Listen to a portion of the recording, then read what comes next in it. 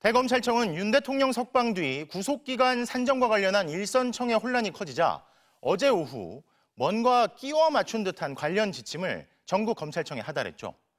하지만 이게 혼란을 더 키우고 있습니다. 즉시 항고를 하지 않겠다는 심우정 검찰총장의 잘못된 결정을 그대로 둔 채 후속 대책만 내다보니 결국 윤 대통령만 풀어주고 검찰의 행보는 계속 꼬이고 있다는 비판이 나옵니다. 구민지 기자입니다. 대검찰청은 어제 오후 일선 검찰청에 구속기간 산정 및 구속 취소 결정 관련 지시라는 제목의 지침을 내려보냈습니다. 우선 향후 법원의 구속 취소 결정이 나올 경우 이를 존중해 피고인을 석방하라고 했습니다.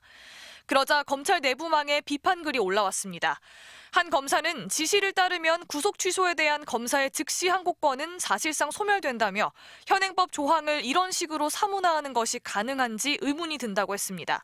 그러면서 구속 취소에 대한 즉시 항고권은 민주화 이후 현재까지 존치하고 있다며 해당 조항이 비정상적으로 만들어졌다는 논리는 설득력이 약하다고 했습니다.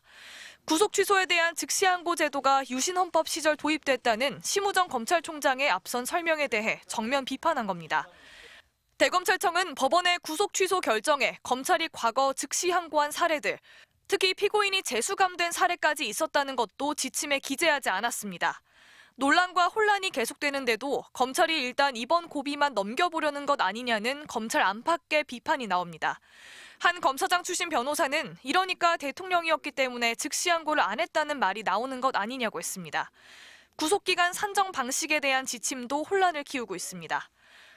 대검은 종전과 같이 날을 기준으로 구속기간을 산정하라면서도 수사가 마무리됐다면 가급적 신속히 사건을 처리해달라고 당부했습니다.